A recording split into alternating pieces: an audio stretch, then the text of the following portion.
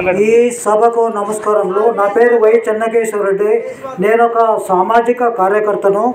గతం నుంచి కూడా ఇది మేము ఎయిర్పోర్ట్ నుంచి కూడా అధ్యయనం చేయడం జరిగింది. ఈ ప్రాంతంలో ఇండస్ట్రియల్ పార్కు, స్టీల్ ప్లాంటు, ఇంకా మిగతా రకరకాలైనటువంటి పరిశ్రమలు ఉండేది వాస్తవం. ముఖ్యంగా ఇక్కడ ఉండేటువంటి ఇది ప్రభుత్వ భూమి. అదేవిధంగా ఈ యాక్షన్లో ప్రభుత్వం ద్వారా తీసుకున్నామని చెప్తున్నారు. ముఖ్యంగా మన గాలి, నీరు, భూమి ఏదైతే ఉన్నాయో అలాంటి దానికి ఎలాంటి ఇబ్బంది లేకుండా ఈ పరిశ్రమ నడుపుకోవాల్సిన అవసరం వస్తుంది. ముఖ్యంగా నేను చెప్పేది ఏంటంటే, నీళ్లు ఏదైతే ఉన్నాయో భూగర్భం నుంచి తీసుకోవడం కాకుండా బయట నుంచి ఎక్కడైనా తెచ్చుకొని, ఇది ఏంటంటే క్లస్టర్ కాబట్టి, క్లస్టర్ చాలా ఉన్నాయి కాబట్టి నీళ్లకు ప్రాబ్లం వస్తుంది. కింద భూగర్భంలో ఒకవేళ తీస్తే ఇది చాలా ఇబ్బందికరమైన పరిస్థితులు వచ్చేదానికి అవకాశం ఉంటుంది. కాబట్టి మీరు ఇది ప్రత్యామ్నాయంగా పైప్ లైన్ వేసుకొని ఎక్కడి నుంచైనా తీసుకోవాలని చెప్పి నేను కోరుకుంటూ ఉన్నాను. ముఖ్యంగా రైతులకు ఇది ఏదైతే ఇబ్బంది లేకుండా రైతుల పంట పొలాలకు ఏదైనా డస్ట్ కానీ లేదా ఏదైనా కానీ పడినట్లయితే లేదా నష్టం జరిగినట్లయితే నష్టపరిహారం ఇవ్వాల్సిన అవసరం ఈ కంపెనీ మీద ఉంటుంది. అదేవిధంగా ఇక్కడ 3 కంపెనీలకు కూడా 3 కంపెనీ షిరిడి సాయి అనేటువంటి ఎలక్ట్రికల్ వాళ్లకు ఈ కార్జమైన్కు ఇది అరుదైన ఖనిజం, ఇది మంచి డిమాండ్ ఉండేది, చాలా ఉపయోగపడుతుంది. కాబట్టి ఈ పరిశ్రమలకు ఇమ్మీడియట్గా క్లియరెన్స్ ఇచ్చి పర్యావరణ అనుమతులు ఇవ్వాలని ఎంఓఎఫ్సిసి కోరుకుంటూనే, మేము ప్రజల యొక్క అభిప్రాయాలు ఇంకా కూడా అందరికీ కూడా వచ్చిన తర్వాత ఈ యొక్క ఆపరేషన్ టైంలో ముఖ్యంగా లోకల్ ఎంప్లాయ్మెంట్ కంపల్సరీగా రేడియస్ 10 కిలోమీటర్ వాళ్ళకి ఇవ్వాలి. అదేవిధంగా ఉపాధి కానీ ఉద్యోగాలు కానీ ఖచ్చితంగా లోకల్ వాళ్ళకి ఇవ్వాలి. అదేవిధంగా ఏదైతే వాళ్ళకు పిఎఫ్ కానీ ఈఎస్ఐ కానీ ఈ విధంగా అన్నీ కూడా ఇవ్వాలని చెప్పి నేను కోరుకుంటున్నాను. ముఖ్యంగా మనకు ఇక్కడ ఎక్కువ జాబ్స్ టెక్నికల్ ఉంటాయి. ఇందాక రెడ్డి గారు చెప్పారు బయట వాళ్ళని తీసుకుంటామని. అలా కాకుండా ట్రైనింగ్ ఈ లోకల్గా మైనింగ్ ఇంజనీరింగ్ చేసిన వాళ్ళు కానీ లేదా ఇంజనీరింగ్ చేసిన వాళ్ళకు ట్రైనింగ్ ఇచ్చి ఈ ప్లాంట్లో పెట్టుకోవాలని. ఎందుకంటే క్లస్టర్ కాబట్టి ఈ యొక్క దాంట్లోనే కాకుండా మిగతా దాంట్లో కూడా ఉపాధి అవకాశాలు కలుస్తాయి. కాబట్టి నేను ఈ యజమాన్యాన్ని కోరేది ఏంటంటే, ఖచ్చితంగా ఇక్కడ ఒక నైపుణ్య క్లాసులు ఐటీఐ అదేవిధంగా పాలిటెక్నికల్ ఇంజనీరింగ్ చేసిన వాళ్లకు ట్రైనింగ్ ఇస్తూ వాళ్లకు ఈ మైన్ గురించి ఇవ్వాలని. ఎందుకంటే క్లస్టరు చాలా ఎకరాల్లో ఇది స్టార్ట్ అవుతుంది కాబట్టి ఆ విధమైన పని చేస్తారని వీళ్ళందరూ కూడా కలిసి సిఎస్ఆర్ ఫండ్ను ఏదైతే నియరెస్ట్ గ్రామాలను దత్తత తీసుకొని ఆ యొక్క గ్రామంలో మౌలిక సదుపాయాలు చేయాలి.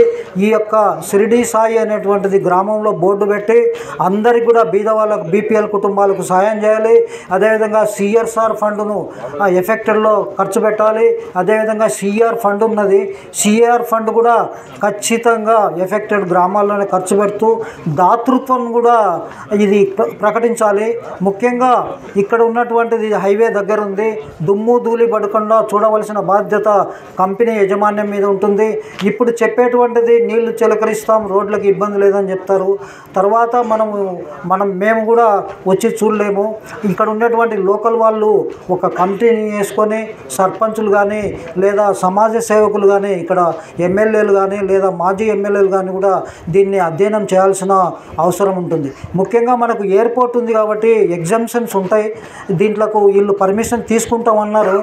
ఇది వీళ్ళు పర్ఫెక్ట్గా డిస్టెన్స్ రాస్తే పర్మిషన్లు కొంచెం కష్టంగానే ఉండొచ్చు.